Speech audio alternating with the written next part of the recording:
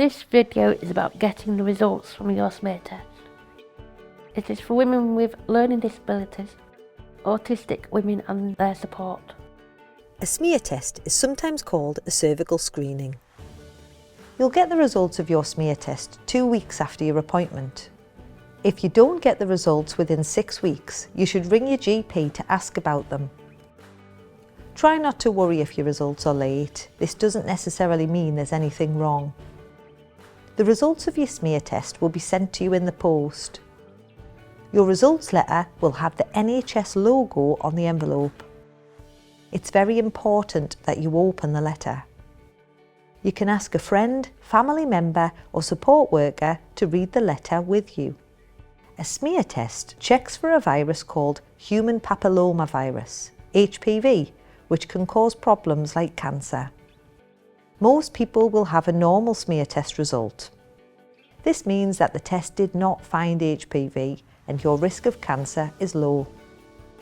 If you have a normal smear test result, you'll get a letter saying when your next test is due. If your letter says that you need to have more tests, this might mean that the test has either found HPV and there might be some unhealthy cells in your cervix. Try not to panic. It's unlikely you have cancer. You will be asked to come for more tests to check your cervix. Some women will be asked to go to the hospital for a different test called a colposcopy. This test takes a closer look at your cervix. You can watch our video about colposcopy. Sometimes a smear test result is not clear.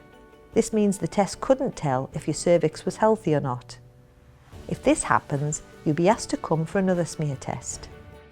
If you have questions about your test results, you can call your GP and ask to speak to a nurse in person or over the telephone. Most women won't need a checkup for their cervix in between their smear tests.